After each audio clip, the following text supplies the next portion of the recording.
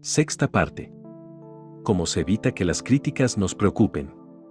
1. Recordemos que nadie patea a un perro muerto. En 1929 se produjo un acontecimiento que causó sensación en todos los círculos docentes del país. Acudieron a observar el caso de Chicago sabios de toda Norteamérica.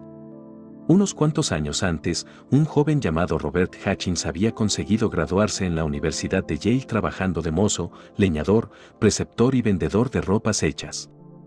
Ahora, 8 años después, iba a ser el presidente de la cuarta universidad de Norteamérica en orden de ingresos, la Universidad de Chicago. ¿Su edad? 30 años. Era increíble. Los viejos profesores movían la cabeza. Se multiplicaron las críticas acerca de este chico prodigio. Era esto y era lo otro, demasiado joven, demasiado inexperimentado, con ideas pedagógicas muy raras. Hasta los periódicos intervinieron en el ataque. El día en que fue proclamado presidente Robert Maynard Hutchins, un amigo dijo a su padre: «Me he escandalizado esta mañana al leer el artículo editorial en que se atacaba a su hijo».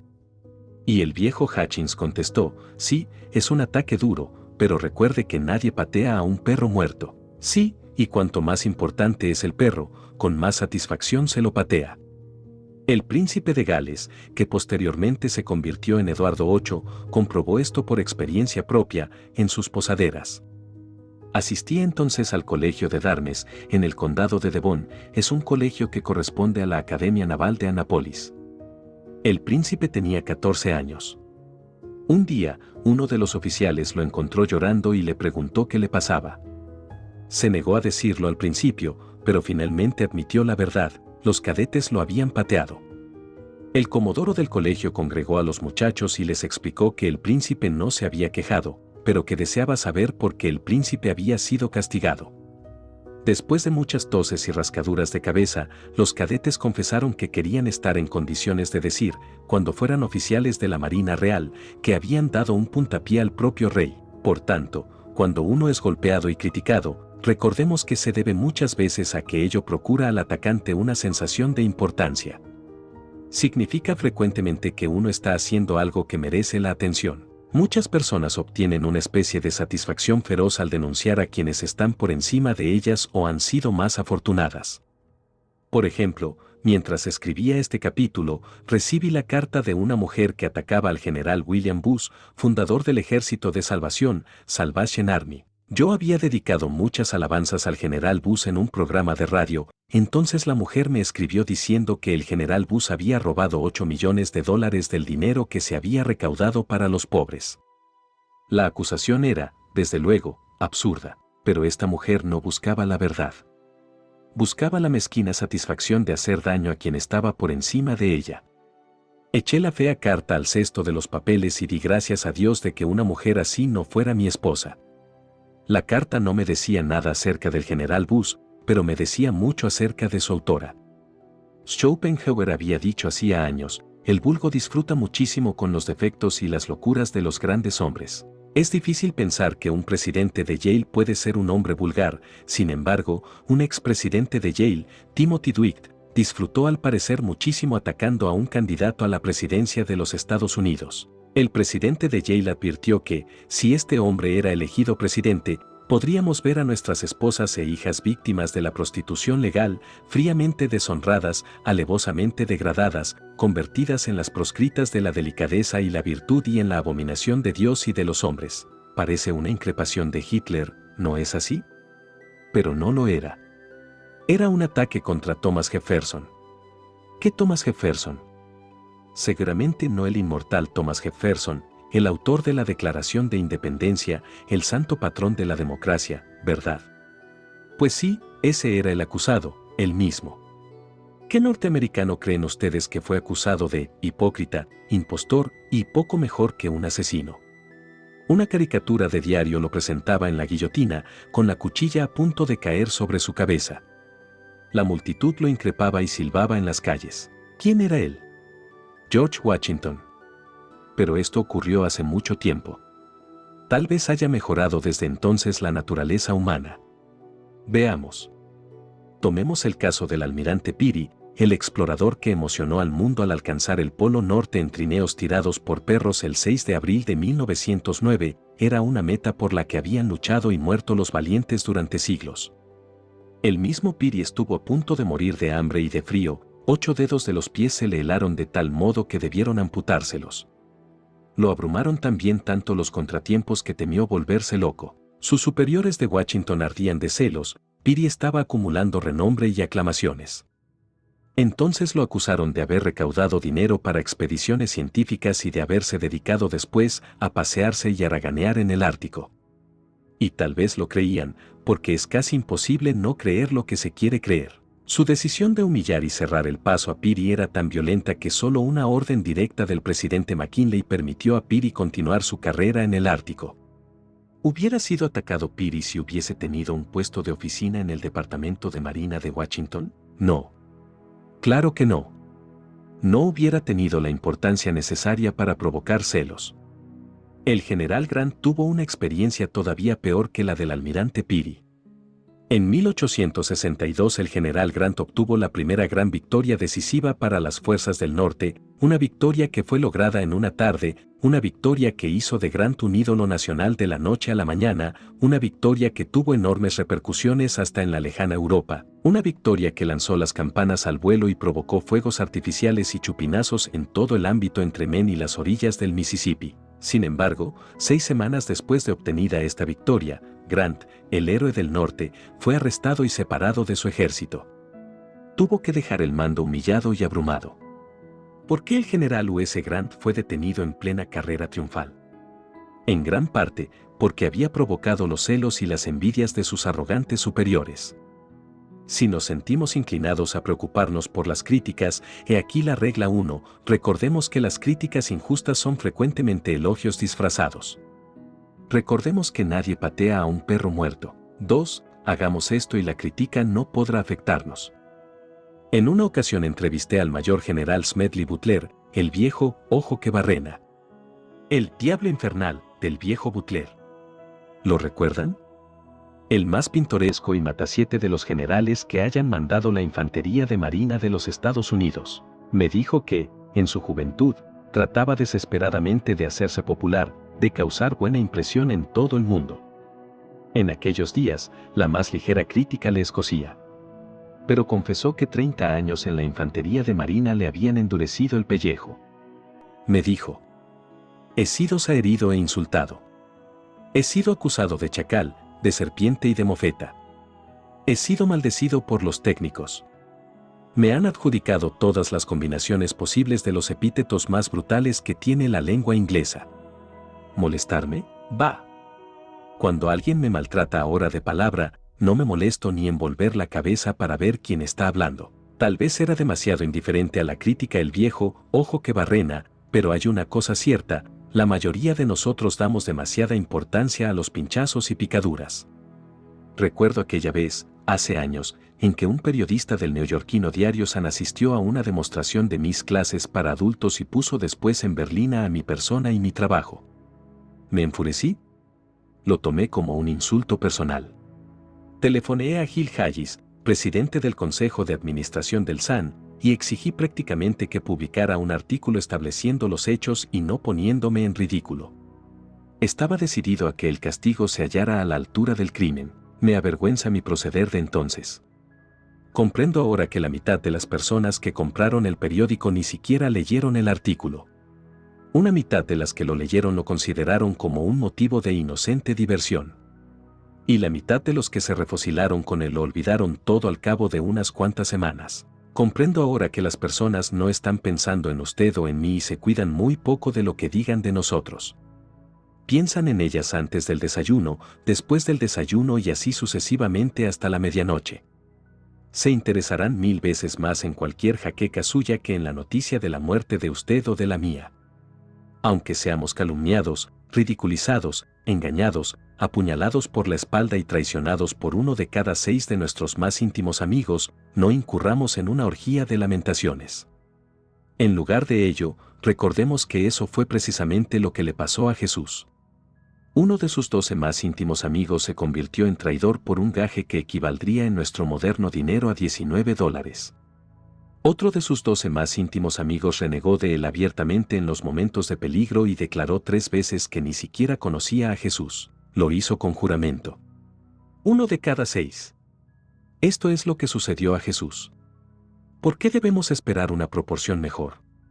Descubrí hace años que, aunque no podía impedir que se me criticara injustamente, podía hacer algo infinitamente más importante, podía decidir que las críticas injustas me molestaran o no. Seamos claros acerca de esto, no estoy propugnando que se pase por alto toda crítica. Lejos de eso. Estoy hablando únicamente de pasar por alto las críticas injustas. En una ocasión pregunté a Eleanor Roosevelt cómo se comportaba ante esta clase de críticas, Alá sabe cuánta sufría. Probablemente ha tenido más fervorosos amigos y más violentos enemigos que cualquier otra mujer que haya pasado por la Casa Blanca. Me dijo que en su juventud era casi tremendamente tímida y se asustaba de lo que la gente decía. Tenía tanto miedo a la crítica que pidió un día a su tía, la hermana de Theodore Roosevelt, algún consejo. Habló así: tía Bai, quiero hacer esto y esto. Pero temo que me critiquen. La hermana de Teddy Roosevelt la miró cara a cara y le dijo: nunca debe importarte lo que la gente diga, siempre que sepas en el fondo de tu alma que tienes razón. Eleanor me dijo que este consejo fue su peñón de Gibraltar años después, cuando estuvo en la Casa Blanca. Me dijo que el único modo de escapar a toda crítica es ser como una figura de porcelana de Dresde y permanecer en un anaquel. Haga lo que entienda que es justo, porque lo criticarán, de todos modos. Será condenado si lo hace y condenado si no lo hace, punto. Tal es su consejo. Cuando el extinto Matthew Sebrasch era presidente de la American International Corporation, le pregunté si era sensible a las críticas. Me contestó así: sí, era muy sensible en otros tiempos. Tenía afán de que todos los empleados de la organización pensaran que era perfecto. Si no lo pensaban, me preocupaba. Trataba en primer lugar de agradar a la persona que me había atacado, pero el mismo hecho de entenderme con ella ponía a otros fuera de sí. Después, cuando trataba de arreglar cuentas con esa misma persona, me creaba otro par de moscardones. Finalmente, llegué a la conclusión de que cuanto más trataba de pacificar los espíritus, más enemigos me creaba.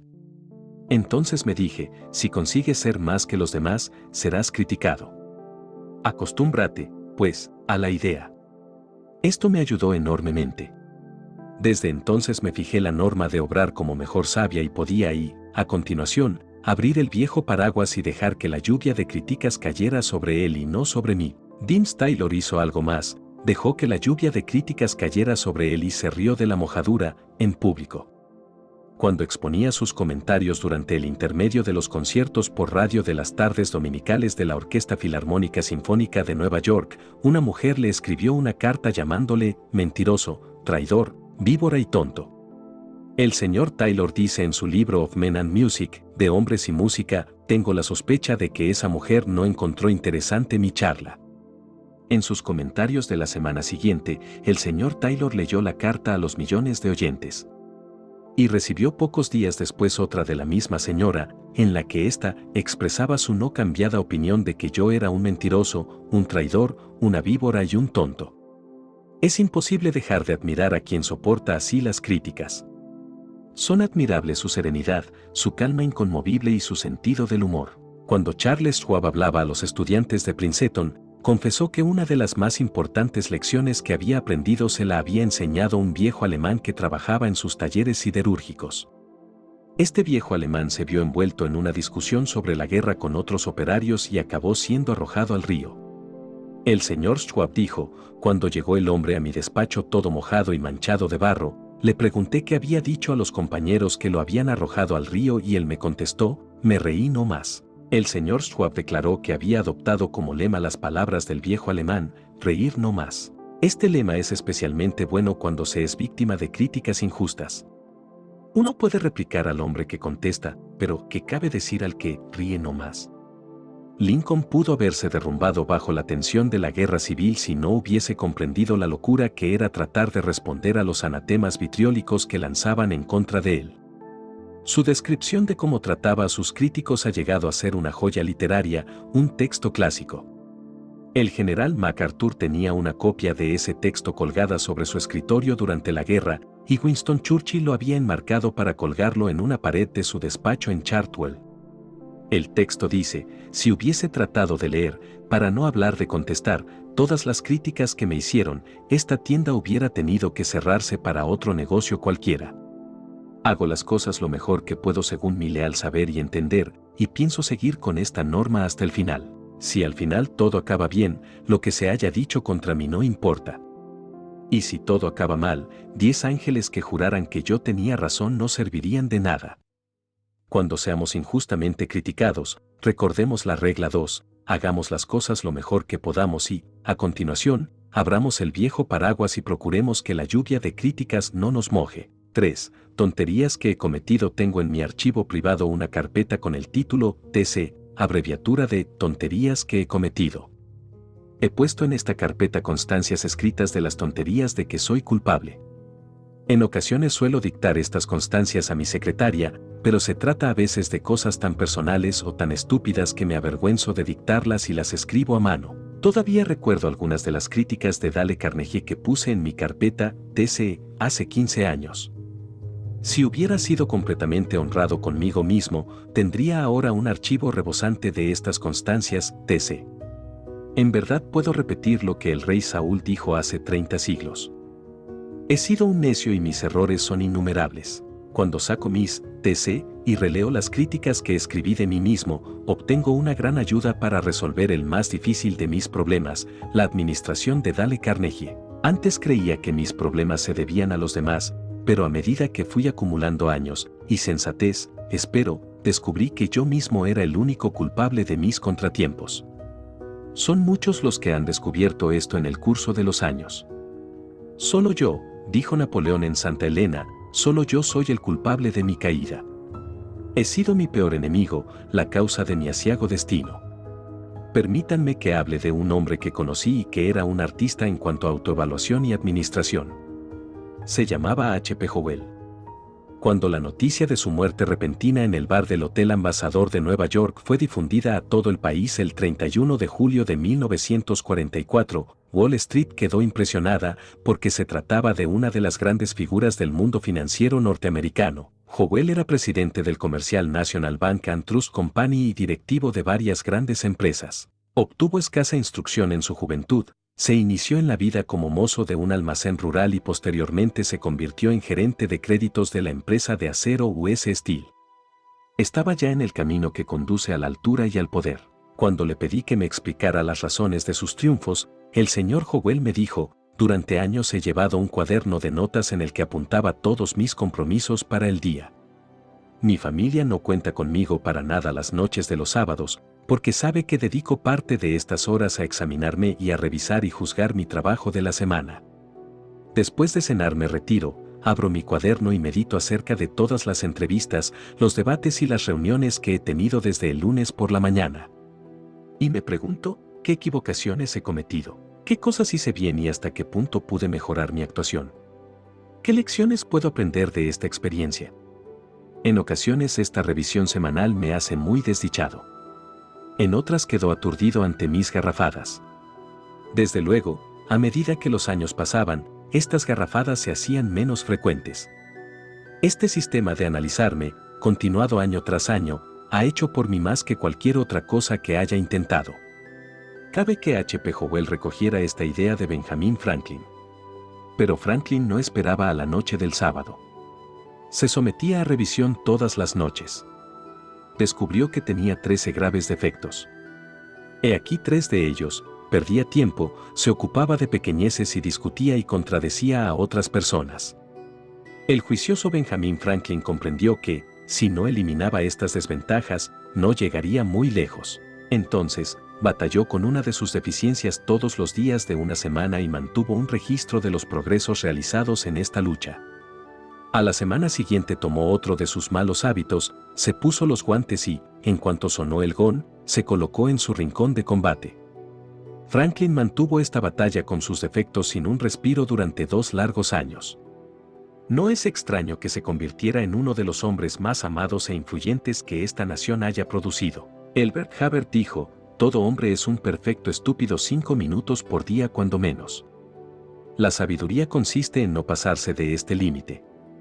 El hombre chiquitín se enfurece ante la menor crítica, pero el juicioso procura aprender de los que lo censuran, reprochan y disputan la acera. Walt Whitman lo dijo de este modo: habéis aprendido únicamente de los que os han admirado, han sido cariñosos con vosotros y han estado a vuestro lado. No habéis aprendido mucho de los que os han rechazado, de los que han luchado con vosotros y de los que os han disputado la acera. En lugar de esperar a que nuestros enemigos nos critiquen o critiquen nuestro trabajo, adelantémonos a ellos. Seamos nosotros nuestros más severos críticos.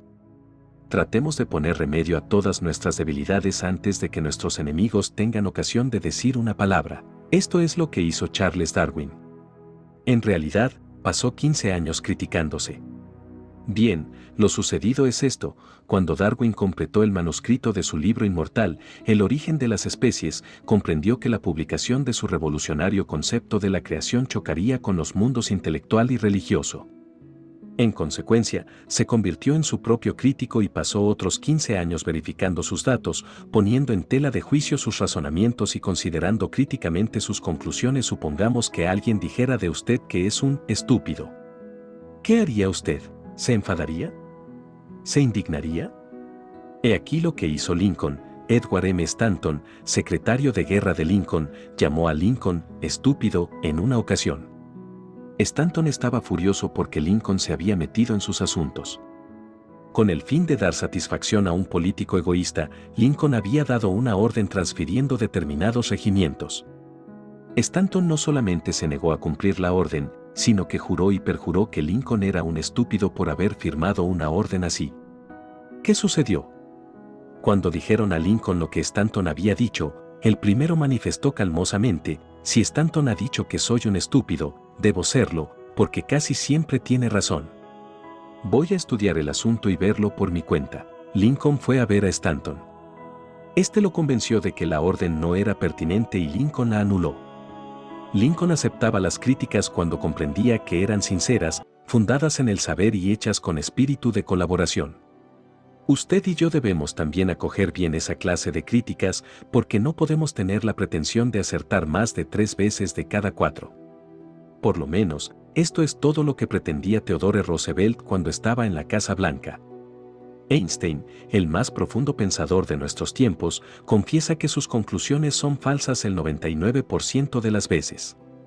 La Rochefoucauld dijo: las opiniones de nuestros enemigos se acercan más a la verdad en lo que respecta a nosotros que nuestras opiniones propias. Sé que esta declaración puede ser exacta muchas veces, sin embargo, cuando alguien comienza a criticarme, si no me vigilo me pongo inmediata y automáticamente a la defensiva, incluso antes de tener la menor idea de lo que mi crítico va a decir. Me enfado conmigo mismo cada vez que procedo así. Todos nosotros tendemos a dolernos de la crítica y a aceptar las alabanzas, con independencia de que una y otras estén o no justificadas. No somos seres de lógica. Somos seres de emociones. Nuestra lógica es como un barquichuelo que navega en un sombrío y tempestuoso mar de emoción. Si oímos que alguien ha hablado mal de nosotros, no tratemos de defendernos. Todos los tontos hacen eso. Seamos originales, humildes y brillantes. Desconcertemos a nuestro crítico y cosechemos aplausos diciendo: si mi censurador supiera todas mis otras faltas, me hubiera criticado mucho más severamente. En anteriores capítulos he hablado acerca de lo que se debe hacer cuando se nos critica injustamente. Pero he aquí otra idea: cuando siente usted que se enfurece porque cree que se le condena injustamente, porque no hace una pausa y se dice: espera un momento. Disto mucho de ser perfecto. Si Einstein admite que se equivoca el 99% de las veces, tal vez yo me equivoque el 80% por lo menos. Tal vez merezca esta crítica. Si es así, ¿debería agradecerla y sacar de ella algún provecho? Charles Lachman, expresidente de la Pepsodent Company, gastaba $1 millón por año para poner a Bob Hope en la radio. No se fijaba en las cartas que elogiaban el programa, pero insistía en ver las que contenían críticas. Sabía que podía aprender algo en ellas. La Ford Company tenía tanto afán en averiguar qué andaba mal en su administración y su funcionamiento que efectuó una encuesta entre sus empleados, a los que invitó a que criticaran a su propia empresa. Conozco a un vendedor de jabón que llegaba a solicitar críticas. Cuando comenzó a trabajar para Colgate, los pedidos venían lentamente. Temió perder el puesto. Como sabía que no había nada malo ni en el jabón ni en el precio, se dijo que la falla estaba en él mismo.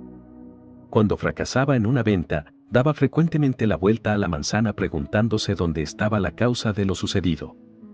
¿Había sido demasiado vago? ¿Le había faltado entusiasmo? En ocasiones, volvía junto al comerciante y decía, no he vuelto con el propósito de tratar de venderle jabón. He vuelto en busca de su consejo y su crítica.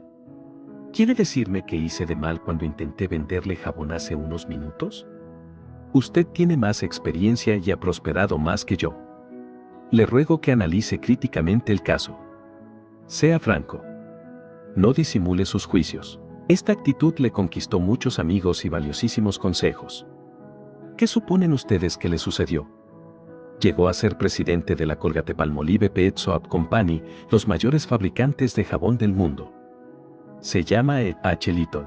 Se necesitan grandes hombres para hacer lo que hicieron H. P. Howell, Ben Franklin y H. Little. Y ahora, como nadie está mirando, ¿por qué no se mira usted en el espejo y se pregunta si pertenece a esta clase de personas? Para que las críticas no nos preocupen, he aquí la regla 3.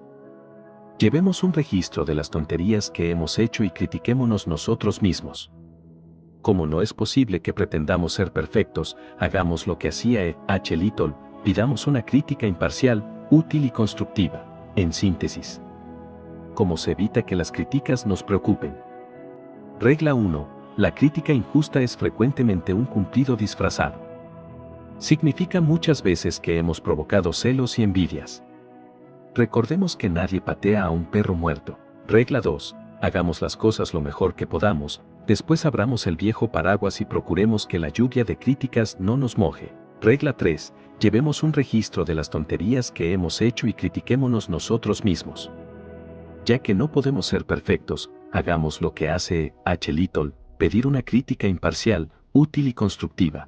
Si el contenido de este audio fue de tu utilidad, te invito a que me regales un me gusta y suscríbete al canal para que disfrutes de más información que nos permita aprovechar al máximo el poco tiempo que tenemos para obtener sabiduría y filosofías que nos sean de un gran apoyo para mejorar nuestra vida. Reproduce el audio cuando te encuentres atorado en el tráfico, al realizar actividades del hogar, si te encuentras en algún vuelo, en sala de espera en algún lugar o simplemente si haces una caminata al aire libre.